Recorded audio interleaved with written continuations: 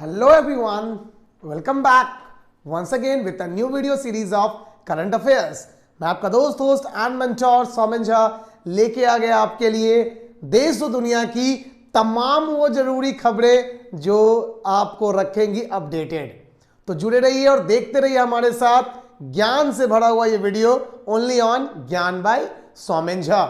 हम लास्ट में वीडियो के जैसा कि हमेशा रहता है कि करंट अफेयर्स तो होते ही हैं, लेकिन एक जो खास हम लेके आते हैं सिर्फ और सिर्फ आपके लिए, वो है आज का इतिहास, जो कि होता है बिल्कुल में खास, और वो आपको जरूर मिल जाएगा वीडियो के लास्ट में। स्किप बिल्कुल मत करना, सारे करंट अफेयर्स को देखो, डिटेल्ड में अच्छे से समझो, और लास्ट में इतिहास की बात करेंगे आज वर्तमान में, आज के इतिहास में। सो बिना टाइम वेस्ट किए हुए लेट गेट स्टार्टेड।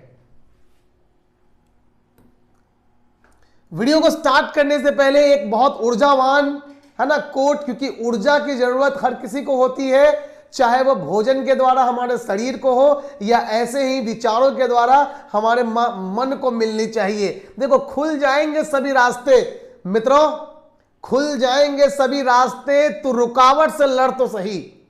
खुल जाएंगे सभी रास्ते, तो रुकावट से लड़ तो सही, सब होगा हासिल, तू अपनी जिद पे अड़ तो सही।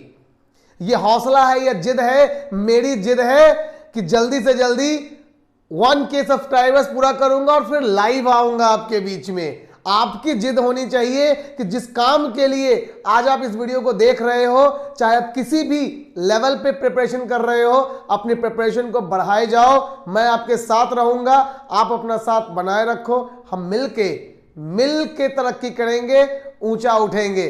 तो इसी के साथ आगे बढ़ते हैं आज के इस करंट वीडियो सेशन में। वीडियो अच्छा लगे, चीजें समझ में आए तो लाइक शेयर सब्सक्राइब जरूर कर दीजिएगा चैनल को। बहुत मोटिवेटेड करता है ये हमें, और आपका सपोर्ट कंटिन्यूअसली मिल भी रहा है हमें। So thank you very much वो सभी लोग जो वीडियोस को कंटिन्यू देख रहे हैं। चलिए आज की पहली न्यूज की तरफ आते हैं बच्चों। ऐसे सभी लोग देखो, प्रधानमंत्री श्री नरेंद्र मोदी 3 दिसंबर 2021 से सुबह 10 बजे करेंगे इन्फिनिटी फोरम का उद्घाटन।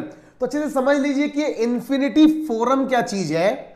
देखो, वर्ड जो है forum word in English we use this word to show a kind of association और group of people, you can से।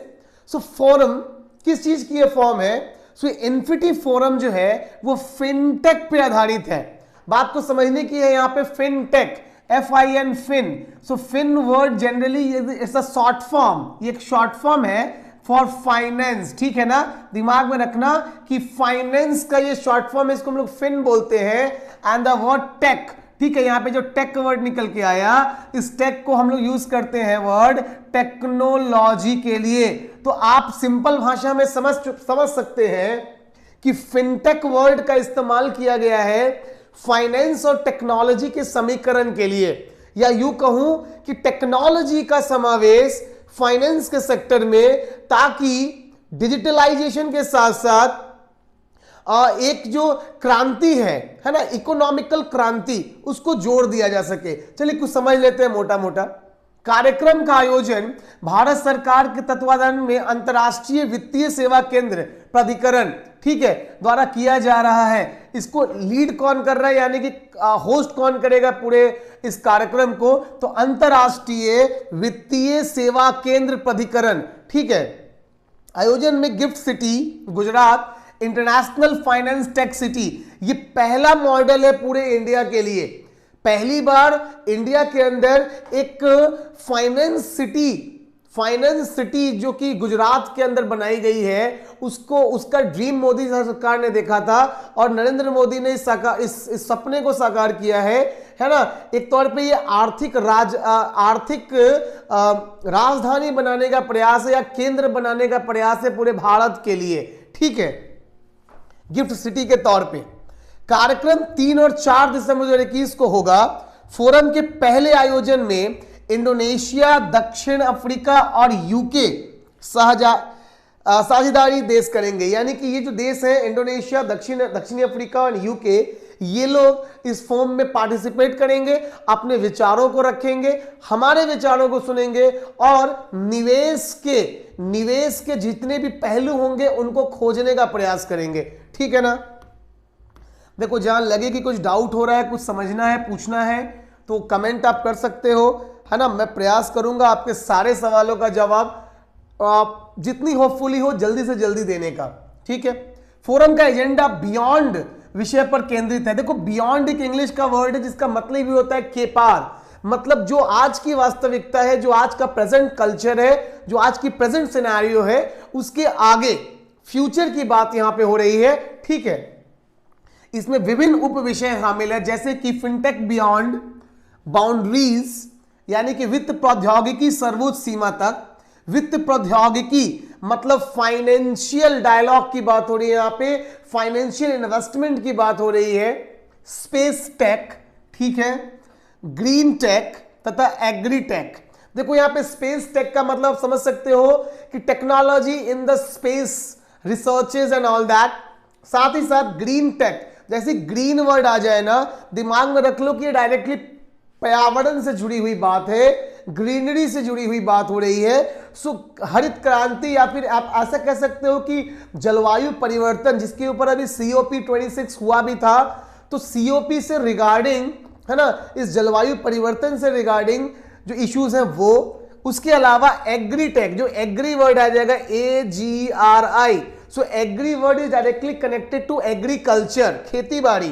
तो खेती बाड़ी से जुड़ी हुई चीजें, इन सबको कैसे सम्मिलित तौर पे बढ़ाया जाए देश के अंदर। ठीक है। और भविष्य के डिमांड्स को समझते हुए, एक बहुत इंपॉर्टेंट यहां समझ पाना कि यहां भविष्य की जरूरतों को समझते हुए बढ़ाने की आवश्यकता है इसे। ठीक है। फिनटेक बियॉन्ड नेक्स्ट, वित्तीय प्रौद्योगिकी सर्वोच्च अग्रिम तक, जिसके तहत इस बात पर ध्यान दिया जाएगा कि कैसे क्वांटम कंप्यूटिंग, बहुत इंपॉर्टेंट है समझिए, क्वांटम कंप्यूटिंग को फोकस करके इन सारे प्लेटफॉर्म्स को बनाया जा रहा है, और फाइनेंस का ढांचा कैसा होना चाहिए आने वाले भविष्य के लिए, उसी थीम पे बेस्ड होगी ये पूरी बैठक या पूरी मीटिंग। होप आप समझ पाए होंगे मोटा मोटा।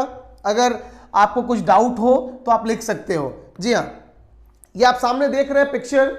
अगर आप इन लोगों को पहचान सके तो मैं आपकी जानकारी के लिए बता दूं, ये हमारे वर्तमान के नेवी चीफ हैं, नेवल चीफ, और ये थे जिन्होंने मतलब क्या कहते हैं, इनकी रिटायरमेंट हो गई और इनसे पदभार ग्रहण किया जो आज वर्तमान के नेवल चीफ हैं। ठीक है।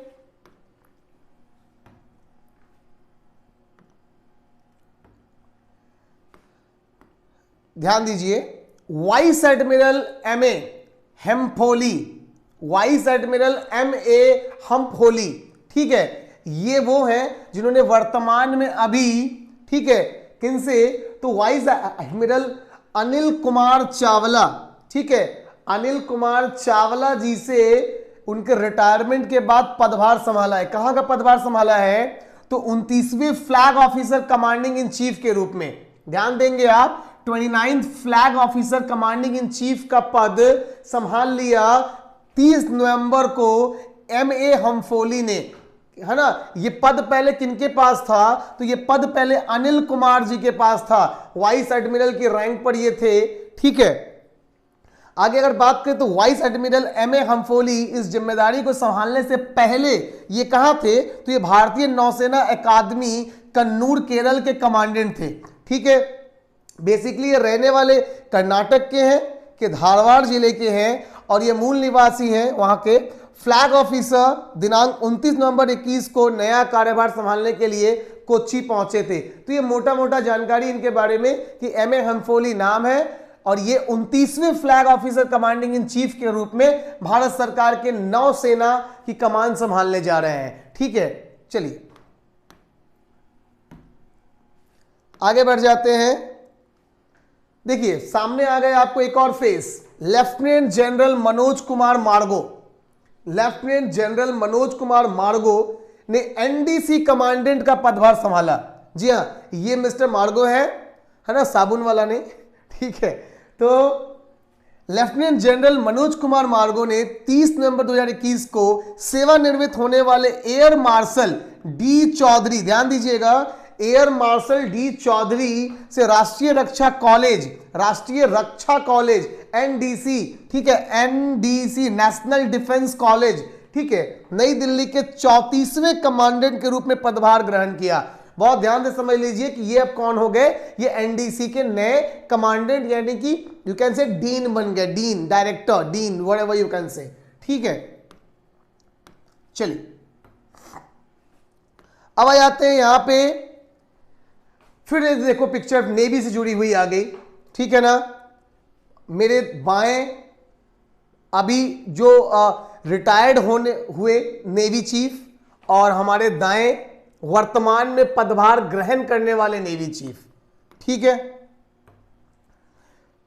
आप सबको मालूम है कि एडमिरल आर हरि कुमार, ठीक है, याद रखना, एडमिरल आर हरि कुमार ने कि 30 नवंबर को नौसेना के 25वें प्रमुख के रूप में भारतीय नौसेना की कमान संभाली। उन्होंने एडमिरल करमबीर सिंह से यह पदभार लिया, ठीक है। किन्होंने लिया? तो आर हरि कुमार ने। मतलब अगर मैं मोटा मोटा तुमको बताऊं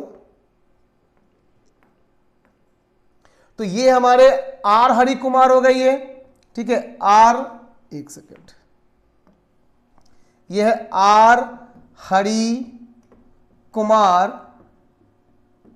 और ये कौन है? तो एडमिरल है ना, करमबीर सिंह। सो एडमिरल करमबीर सिंह जो कि 30 नवंबर को रिटायर्ड हो गए और उनकी जगह पे पदभार संभाला आर हरि कुमार ने, ठीक है। चलो अब आगे बढ़ जाते हैं, फटाफट कुछ जान लेते हैं इंपॉर्टेंट बातें इनके बारे में। उन्होंने एडमिरल करमबीर सिंह की जगह ली, जो भारतीय नौसेना में 41 साल से अधिक के अपने शानदार कैरियर के बाद सेवानिवृत्त हुए, यानी कि बात करमबीर सिंह की हो रही है। एडमिरल आर हरि कुमार 30 नवंबर को नौसेना स्टाफ के प्रमुख के रूप में पदभार ग्रहण करने से पहले मुंबई के पश्चिमी नौसेना कमान के flag officer commanding in chief थे।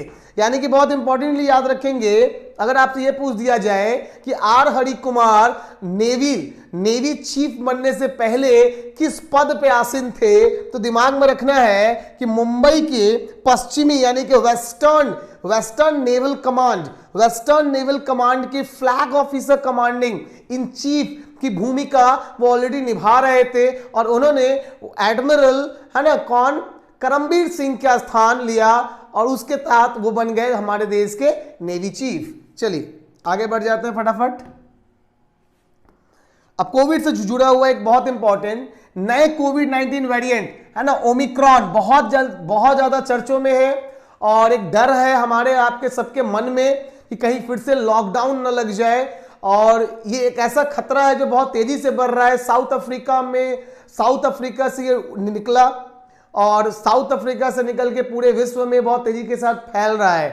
भारत एक बहुत बड़ी खुशखबरी के साथ मैं कहना चाहता हूं कि भारत ने 125 करोड़ की टीकाकरण की सीमा को पार कर लिया है, क्योंकि 125 करोड़ कल तक ही थी, कल रात तक का ये डेटा था। आज दिन में ये आंकड़ा और आगे बढ़ गया होगा, तो हम 125 करोड़ के साथ विश्व में सबसे आगे खड़े हैं, जो हमारे लिए एक बहुत अच्छी बात है। लेकिन एक बहुत बुरी बात यह भी है हमारे लिए कि हमारी आबादी इतनी ज्यादा है और हम लापरवाह कुछ ज्यादा ही हैं। हम भारतीय चीजों को बहुत ज्यादा लापरवाही के साथ देखते हैं। मास्क का इस्तेमाल ऐसे स्थानों पे जहां की भीड़ हो, यानी कि पब्लिक प्लेसेस पे हम बहुत कम करते हैं, तो इसे करने की जरूरत है मित्रों, है ना। आप अपने पड़ोसियों का, अपने साथियों का, अपने रिश्तेदारों का, सगे संबंधियों का, सबका सेहत अच्छा रख सकते हो केवल 2-3 चीजों को फॉलो करके। Mask, sanitiser, proper treatment. अगर कुछ रियलाइजेशन हो कि आपकी तबीयत बिगड़ रही है, please do care yourself, because आप हैं तो सब है, आप नहीं तो कुछ नहीं। इसलिए स्वस्थ रहिए, सुरक्षित रहिए, ध्यान रखिए और देखते रहिए ज्ञान बाई सौमेन झा, ठीक है। तो भाई ओमिक्रॉन पर WHO की रिपोर्ट के मद्देनजर केंद्र ने राज्यों और केंद्र शासित प्रदेशों, जो भी केंद्र शासित प्रदेश हैं, उनके स्वास्थ्य तैयारियों की जायजा लिया। साथ ही साथ एक बहुत अच्छी बात यह है कि ओमिक्रॉन वेरिएंट आरटीपीसीआर और है ना आरएटी से बच नहीं सकता, यानी कि जो हमारे टेस्ट होती है टेस्टिंग आरटीपीसीआर, इस टेस्टिंग में ओमिक्रॉन वेरिएंट की पुष्टि की जा सकती है। ये एक बहुत अच्छी खबर है जो हम तक आई है निकल के। चलिए आगे बढ़ जाते हैं। नंबर 6 में आ गए हम लोग। वाराणसी में पॉश्मीना बुनाई अगले साल जनवरी से शुरू होगी। जी हां, पॉश्मीना ये एक बहुत उन्नत ऊन की क्वालिटी है और जैसा कि आप जानते हो कि ये लद्दाख रेंज में और जम्मू के रेंज में बनाई जाती है। जम्मू कश्मीर लद्दाख में बनाई जाने वाली पॉश्मीना ऊल यानी कि ऊनों की श्रेणी में आने वाली सबसे उत्तम श्रेणी की ऊन होती है ना। अब उसकी जो बुनाई है यानी कि जो उसकी बुनाई का काम है वो वाराणसी में शुरू होगा, यानी कि हमारे यशस्वी प्रधानमंत्री के संसदीय क्षेत्र में शुरू होगा। ठीक है, और सेवापुरी आश्रम के 20 खादी कारीगरों को इसके लिए 30 दिनों का प्रशिक्षण भी दिया जाएगा। वाराणसी में पश्मीना उत्पादन करने वाली ये 4 खादी संस्थाएं हैं। पहली चीज में हो गई आपको कृषक ग्रामोद्योग विकास संस्थान जो कि वाराणसी में है, श्री महादेव खादी ग्रामोद्योग संस्थान जो कि गाजीपुर में स्थित है, खादी कंबल उद्योग संस्थान जो कि गाजीपुर में स्थित है, और ग्राम सेवा आश्रम जो कि गाजीपुर में स्थित है। तो ये 4 वो संस्थान होंगी वाराणसी की, है ना, उस लोकेलिटी की जो कि इस पश्मीना बुनाई के कार्य को करने का काम करेगी उत्तर प्रदेश में। ठीक है, चलिए एक नई पहल है, अच्छी बात है। आइए अगले न्यूज पे आते हैं। नंबर 7 पे कोविड बुलेटिन है। आपके लिए मैंने सोचा कि कुछ कोविड बुलेटिन ले आओ जिससे कि आप एक राहत की सांस ले सको और आपको ताजा आंकड़े भी मिल जाए। ठीक है, चलिए भाई, राष्ट्रव्यापी टीकाकरण अभियान में अब तक टीकों की 125.25 करोड़ खुराक दी जा चुकी है। ये समझने की बात है कि यहां बात फर्स्ट खुराक की हो रही है, फर्स्ट डोज की हो रही है। भारत में पहली डोज के तौर पे 125.25 करोड़ लोगों को यह दिया जा चुका है। संक्रमण से मुक्त होने वाले की दर 98.35% है जो कि सर्वोच्च है। मतलब मार्च 2020 के बाद का सर्वोच्च आंकड़े पर हम अभी पहुंच चुके हैं। हमारी इम्यूनिटी इतनी मजबूत हो चुकी है मित्रों, है ना। बीते 24 घंटे में महज 10,116 मरीज संक्रमित से मुक्त पाए हुए हैं और देश में संक्रमितों से मुक्त होने वालों की संख्या बढ़कर आप देख सकते हो ये आंकड़ा कितना हो चुका है, तो 3,40,18,299 में पहुंच चुका है। बहुत बढ़िया। नए मामले मात्र 6,990 है ना, और ये 551 यानी कि आप कह सकते हो कि बीते 1.25 साल का सबसे कम आंकड़ा है। पिछले जब से आप कह सकते हो कि कोविड शुरू हुआ और जब ये पीक पे पहुंचा था लास्ट ईयर के जुलाई अगस्त में, उस समय से कैलकुलेट करें तो अभी जो आंकड़े आए हैं निकल के, यानी कि हम खड़े हैं दिसंबर 2021 में, ये आंकड़े पिछले 1.5-2 साल के सबसे कम आंकड़े हैं। बहुत बढ़िया बात है। भारत में फिलहाल मात्र 1,543 सक्रिय मामले हैं जो कि पिछले 546 दिनों में सबसे कम है। सारी बातें सुकून देने वाली है, लेकिन इस सुकून में एक बात बिल्कुल ना भूले कि जब तक प्रॉपर दवाई नहीं, जब तक पूरी तरीके से मुक्त नहीं हो जाता समाज हमारा कोरोना फ्री, कोरोना मुक्त, पोलियो की तरह, तब तक बिल्कुल ढिलाई नहीं होनी चाहिए मित्रों, है ना। ढिलाई बिल्कुल नहीं होनी चाहिए, है ना। जुड़े रहो, देखते रहो, स्वस्थ रहो। सक्रिय मामले कुल मामलों के 1% से भी कम है, 1% से भी कम। ठीक है। दैनिक पॉजिटिविटी दर 0.69% हो चुकी है। वीकली पॉजिटिविटी 0.84% है और अब तक कुल 65.13 करोड़ की जांच की जा चुकी है। तो ये सारे आंकड़े आपको एक सुकून देने वाले हैं और ये सारे आंकड़े मैं बता दूं कल यानी कि 2 दिसंबर की रात 12 बजे तक के हैं। ठीक है, चलिए अगले न्यूज पे आ जाते हैं फटाफट। नेक्स्ट, प्रधानमंत्री श्री नरेंद्र मोदी 4 दिसंबर 2021 को दोपहर 1 बजे देहरादून का दौरा करेंगे। देखो देहरादून आप जानते हो कि भाई अगले साल चुनाव होने हैं। ठीक है, तो अगले साल चुनाव होने हैं, जिन राज्यों में चुनाव होने हैं उन राज्यों से बहुत ज्यादा खबरें बनने वाली हैं अभी आने वाले 5-6 महीनों में, क्योंकि सरकार की योजनाओं की बौछार होगी उन सभी जगहों पे जहां अभी चुनावी माहौल चल रहा है। तो उसी सिलसिले में देहरादून भी हमारे न्यूज में अंदर आ गया। हमने देहरादून को पिक कर लिया क्योंकि देहरादून में नरेंद्र मोदी सरकार ने योजनाओं की बरसात बौछार कर दी है। आइए जानते हैं एक एक करके कि वो कौन सी योजनाएं हैं जिनका शिलान्यास करने और जिनका सौगात देने नरेंद्र मोदी यानी कि देश के यशस्वी प्रधानमंत्री देहरादून पहुंच गए। ठीक है ना। परियोजना की लागत लगभग 18,000 करोड़ है। सारी परियोजनाओं को मिला दें, सबसे पहला दिल्ली देहरादून आर्थिक गलियारा यानी कि दिल्ली देहरादून इंडस्ट्रियल कॉरिडोर। ठीक है, ये ईस्टर्न पेरिफेरल एक्सप्रेसवे जंक्शन से देहरादून तक शामिल है। इसमें लगभग 8,300 करोड़ रुपए की लागत से इसको बनाया जाएगा। एक इंडस्ट्रियल कॉरिडोर है।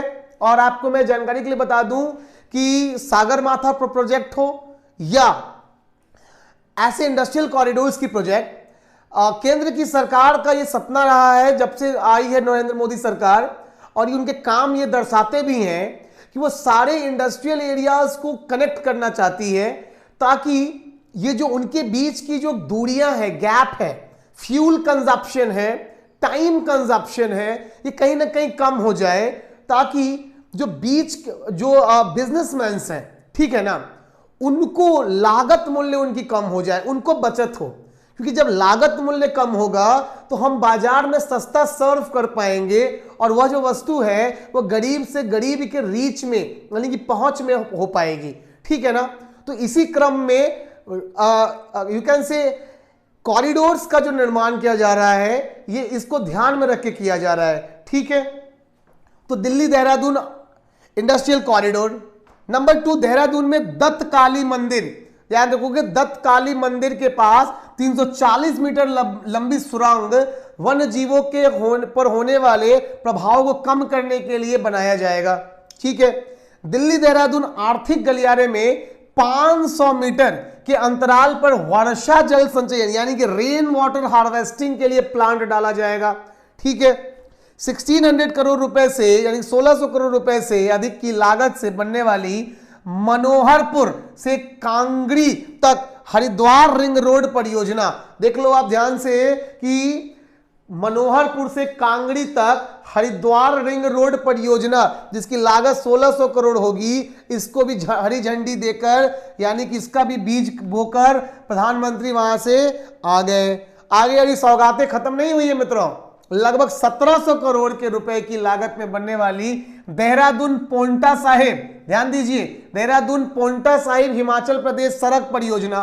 ठीक है, लक्ष्मण झूला है ना, बहुत फेमस लक्ष्मण झूला का पुनर्निर्माण। ठीक है, हरिद्वार में 500 करोड़ रुपए से अधिक की लागत में नया चिकित्सा महाविद्यालय यानी कि आप कह सकते हो कि एम्स के तर्ज पे एम्स जैसा है ना मेडिकल यूनिवर्सिटी बनाने की तैयारी है जिसकी लागत लगभग 500 करोड़ रुपए आएगी। ठीक है, इस परियोजनाओं में लामगढ़, देखो लामबगढ़ जो कि बद्रीनाथ धाम के रास्ते में है, में भू संकलन समन परियोजना और NH58 पर सकनीधर श्रीनगर देवप्रयाग में गंभीर भू संकलन समस्याओं के निवारण हेतु क्या करना है, तो ये एक परियोजना बनानी है जिस परियोजना में वर्षा बचाने वाली दीवार है और रॉक फॉल बाधाओं से लड़ने वाली मजबूत कंक्रीट ठोस दीवार के निर्माण की बात हो रही है। मतलब वो सारे रास्ते जो कि ऐसी रेंज में आते हैं जहां लैंडस्लाइड्स बहुत ज्यादा होता है ना, हेवी रेनफॉल की समस्या होती है, रोड बह जाते हैं, वैसी जगह पे ऐसी दीवार बांध बनाना या इस तरीके से एक प्रोटेक्शन देना कि जान माल की हानि को जितना हो सके कम किया जाए। ठीक है, 1700 करोड़ रुपए से अधिक की लागत से यमुना नदी पर निर्मित 120 मेगावाट की व्यासी जल विद्युत परियोजना। बहुत ध्यान से समझ लीजिए, व्यासी से मतलब ही हो गया व्यास नदी। ठीक है, इंडस रिवर की बात होगी, इंडस को हम लोग व्यास बुलाते हैं और व्यास नदी के ऊपर बनने वाली परियोजना को व्यासी परियोजना नाम दिया गया है। ठीक है, जहां पे क्या लगेगा, तो 120 मेगावाट बिजली उत्पादन क्षमता का हाइड्रो इलेक्ट्रिसिटी प्लांट लगाने की बात की सौगात दे करके आए हैं मोदी सरकार। ये 1700 करोड़ रुपए इसमें टोटल खर्च हो जाएंगे भाई साहब, 1000 करोड़ से नीचे कुछ है ही नहीं, है ना। चलो भाई, हम तो पढ़ लेते हैं 1000 करोड़, देख लेते हैं 1000 करोड़, सुन लेते हैं 1000 करोड़, हम लगता है कि हम करोड़पति बन गए, है ना, क्योंकि हकीकत में तो होने नहीं है ना। चलिए आगे बढ़ते हैं। हिमालयन संस्कृति केंद्र में एक राज्य स्तरीय संग्रहालय होगा, यानी कि ये स्टेट लेवल का एक म्यूजियम, स्टेट लेवल का म्यूजियम कम एक आप कह सकते हो कि एक ऐसा सेंटर जहां पे हिमालयन संस्कृति, जो हिमालयन संस्कृति है, जो कि लद्दाख की संस्कृति को कवर करे, जम्मू कश्मीर की संस्कृति को कवर करे, हिमाचल की संस्कृति को कवर करे, उत्तराखंड की संस्कृति को कवर करे, तो जो पहाड़ी इलाके हैं ना उनकी संस्कृति को कवर करने वाली एक म्यूजियम, जिसमें 800 सीटों वाला एक कला सभागार पुस्तकालय भी होगा। तो ये सारी वो चीजें हैं जिसकी सौगात एक साथ overall package, combo combined package Modi सरकार यानी कि नरेंद्र मोदी देहरादून गए और बौछार करके लोगों पे बांट के चले आए, है ना। चलिए, बहुत अच्छी बात है। बिहार के चुनाव का इंतजार कीजिए, बिहार में भी ऐसी योजनाओं की बारिश होगी, है ना। अभी उसमें 3 साल का समय है, 3-4 साल का, तब तक के लिए जो है उससे संतुष्ट रहिए। चलिए, भारत, नौवीं न्यूज, भारत अंतरराष्ट्रीय दूरसंचार संघ का संयुक्त साइबर डील 2021 प्रारंभ हुआ।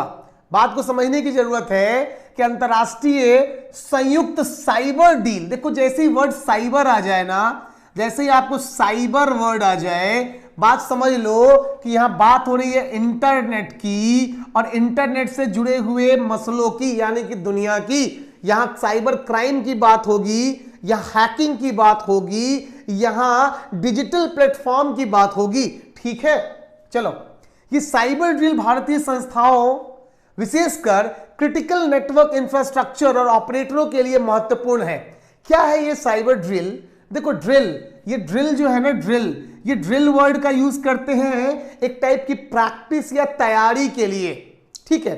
अगर मैं मोटा मोटा आपको समझा दूं तो ये एक टाइप का, जैसे मॉक ड्रिल करते हैं जवान, है ना, हमारी आर्मी के जवान, हमारी नेवी के जवान, एयरफोर्स के जवान दूसरे देशों के जवान के साथ मिलके एक मॉक ड्रिल करते हैं या एक प्रैक्टिस सेशन करते हैं, है ना। सिमिलरली साइबर क्राइम से निपटने के लिए, हैकिंग से निपटने के लिए, डिजिटल फ्रॉड से निपटने के लिए इस यू कैन से प्रैक्टिस भारत और अंतरराष्ट्रीय दूरसंचार संघ ने 2021 में प्रारंभ कर दिया, ठीक है। ये कार्यक्रम 4 दिनों तक चलेगा, 4 दिवसीय होगा। साइबर सुरक्षा एक सामूहिक जिम्मेदारी है और इसी के क्षेत्र में जितने भी हमारे सहयोगी देश हैं, जैसे अमेरिका हो गया, जापान हो गया, ऑस्ट्रेलिया हो गया, ये सब आपस में मिल करके अपनी टेक्नोलॉजी, अपनी तकनीक और अपने विचारों को साझा करेंगे यहां पे, ठीक है। चलिए आगे बढ़ते हैं फटाफट। 10वां न्यूज है वाइस एडमिरल, है ना, विश्वजीत दासगुप्ता, ठीक है, वाइस एडमिरल विश्वजीत दासगुप्ता। फिर नेवी से ही एक न्यूज आ गई निकल के, ये क्या हो गए, है ना, का एक शानदार समारोह में पूर्वी नौसेना के एएनसी के flag officer commanding in chief के रूप में पदभार ग्रहण किया।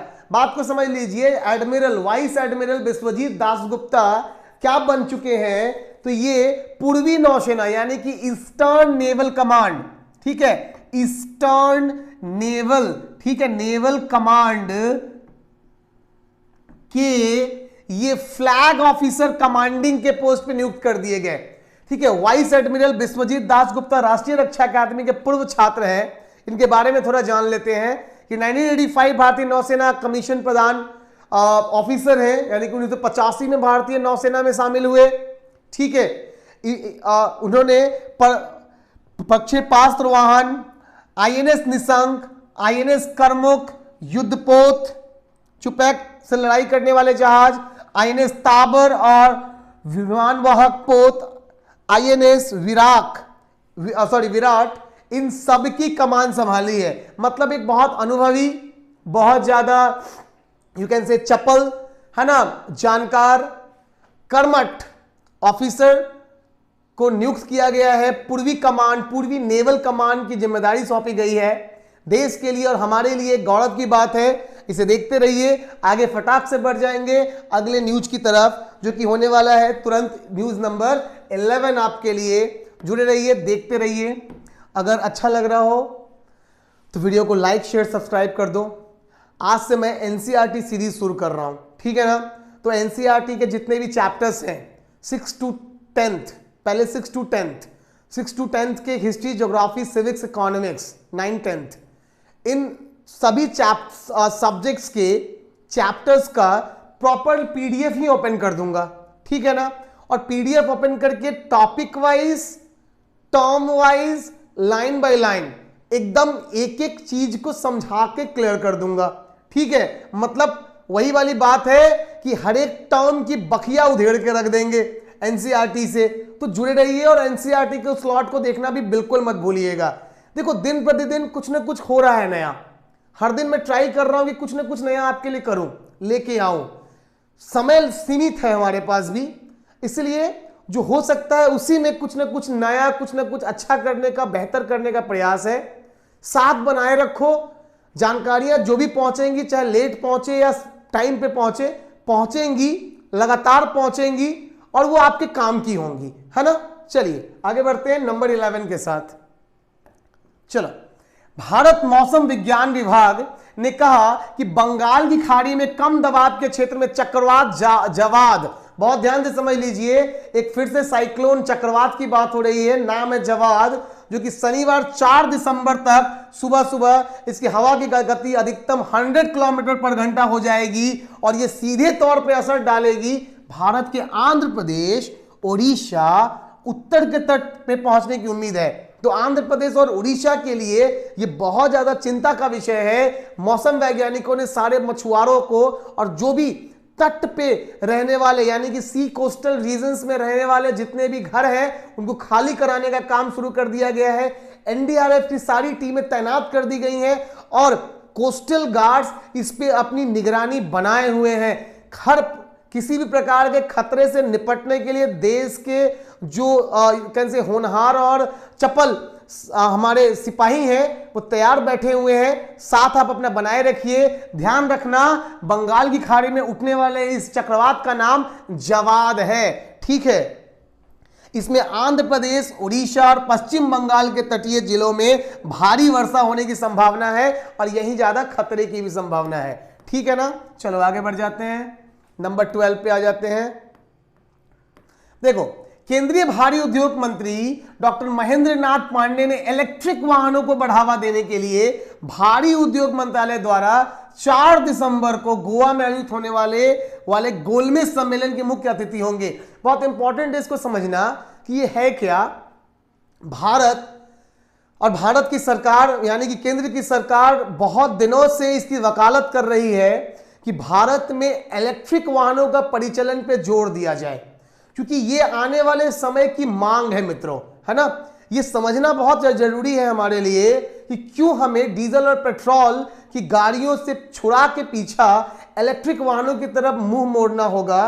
क्योंकि आज के समय में जलवायु परिवर्तन, depletion of ozone layer, global warming का बढ़ना, heavy melting of ice sheets, तो वाटर लेवल का इंक्रीज होना, कार्बोनाइजेशन का इंक्रीज होना, ये बहुत बेसिक और बहुत ज्यादा सेंसिबल इश्यूज है पूरे वर्ल्ड के लिए, है ना। हम लोग एनसीईआरटी में एक लाइन पढ़ते हैं कि the consequences of you can से environmental degradation do not respect state and boundaries.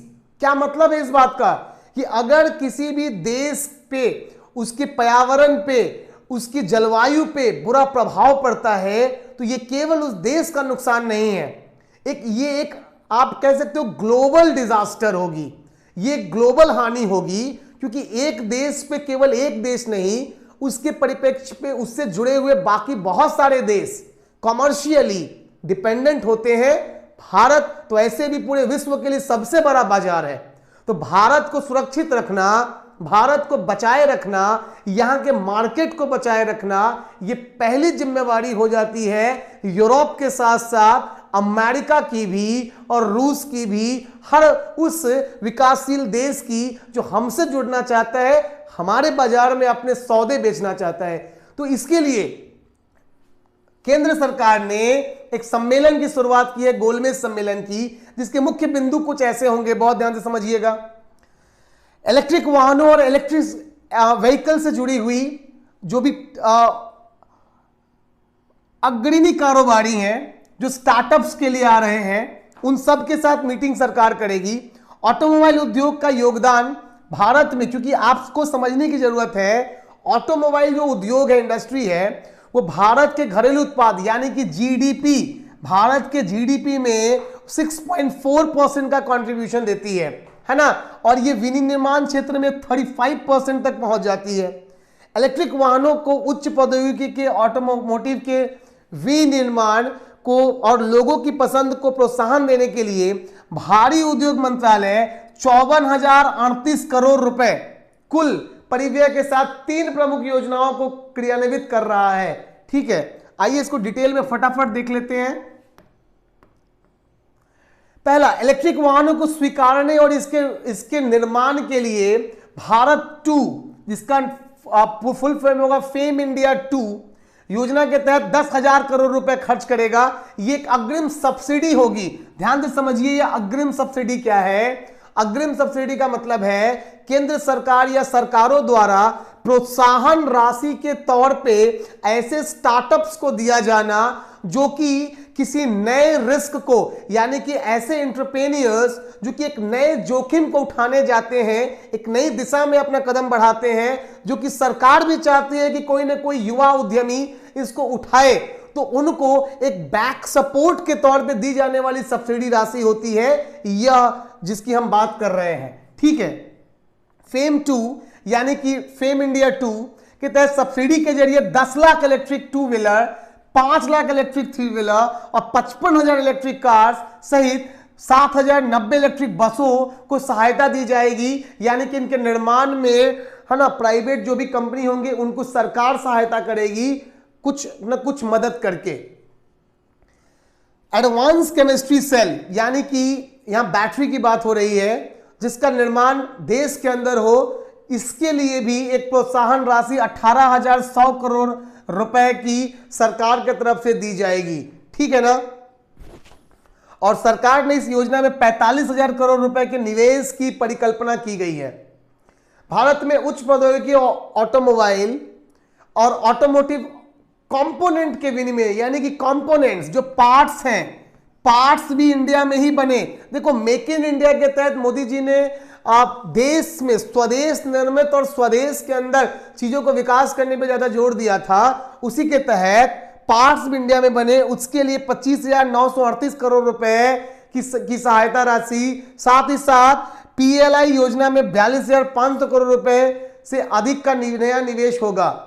तो इस तरीके से ये एक प्रयास है सरकार का, ताकि जो नए उद्यमी हैं, जो नए एंटरप्रेन्योर्स हैं, वो रिस्क लेने से डरे नहीं इस क्षेत्र में और वो कुछ नया कर दिखाएं। ठीक है, होप आप समझ गए होंगे, क्लियर होगा आपके लिए। नंबर 13 पे आ जाते हैं फटाक से। कई मीडिया रिपोर्ट्स में कहा जा रहा है कि रूस यूक्रेन एक और आक्रमण कर सकता है, रूस यूक्रेन में एक और आक्रमण कर सकता है। यानी कि आप समझने की जरूरत है, एक इंटरनेशनल न्यूज है कि रूस और यूक्रेन आमने सामने होने की अवस्था में है। और खतरा क्यों है, जरूरी क्यों है ये आपके लिए जानना, कि यूक्रेन को कंटिन्यूअसली सपोर्ट करता आ रहा है अमेरिका।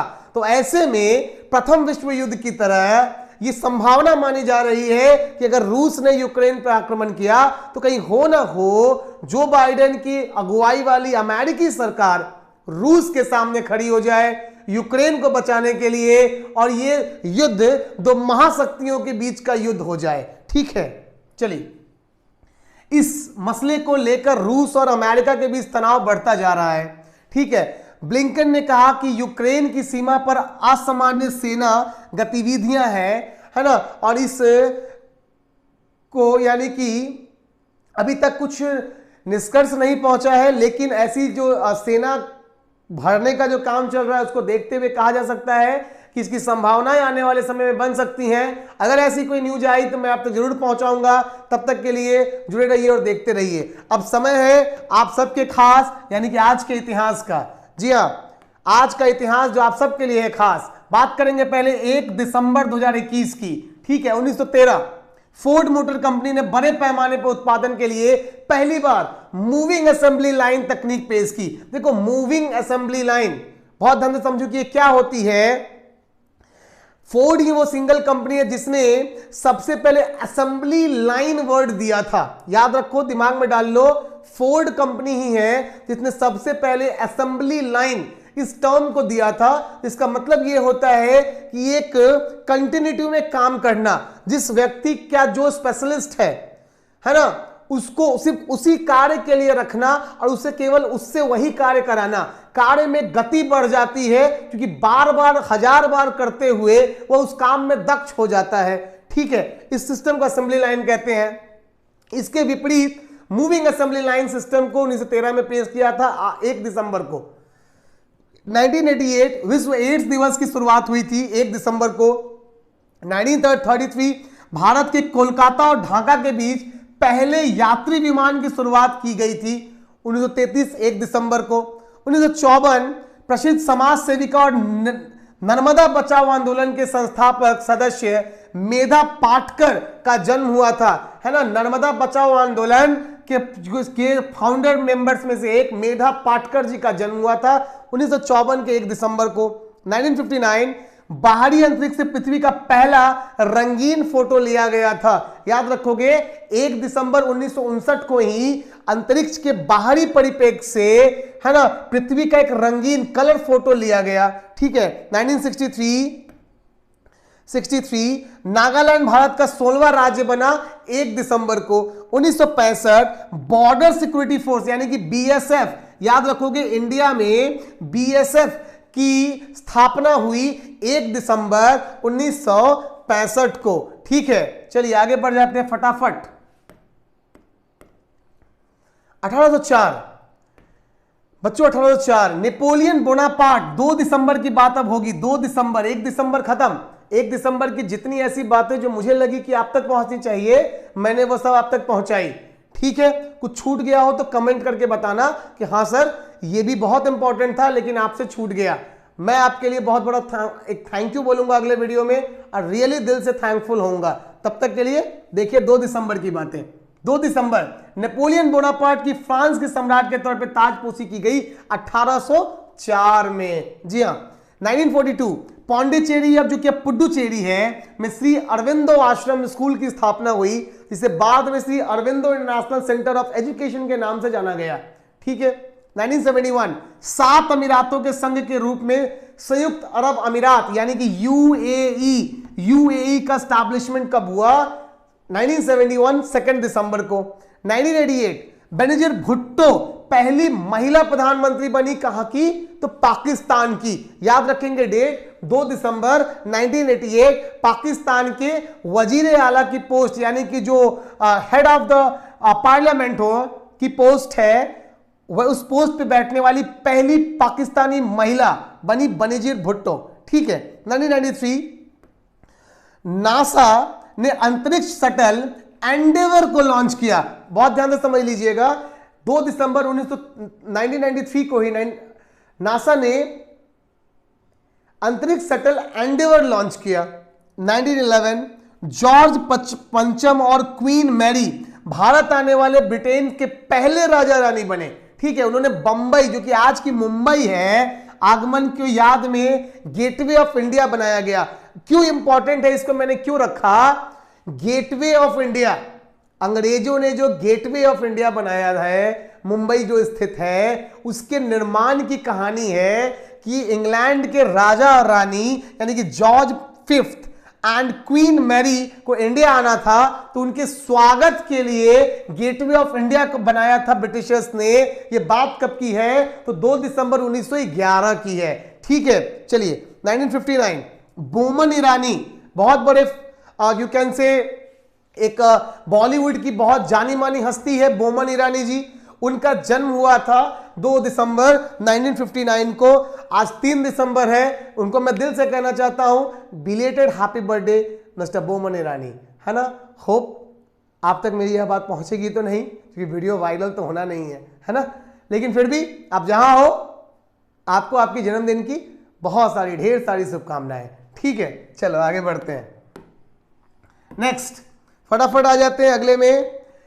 3 दिसंबर आज की बात होगी। अब 1790 लॉर्ड कॉर्नवालिस ने 1790 में आपराधिक मामलों में न्याय की ताकत मुर्शिदाबाद के नवाब से छीनकर अपने हाथों में कर लिया और सदर निजामत अदालत को कोलकाता स्थानांतरित कर दिया। ध्यान से समझिएगा, 1790 वो साल था जब लॉर्ड कॉर्नवालिस ने किसी भी टाइप की जुडिशियल पावर छीन ली थी। किससे? तो मुर्शिदाबाद के नवाब से। ठीक है। 1796 बाजीराव टू को मराठा साम्राज्य का पेशवा बनाया गया और बाजीराव जो टू है वो लास्ट पेशवा भी हैं, अंतिम पेशवा मराठाओं के। ठीक है।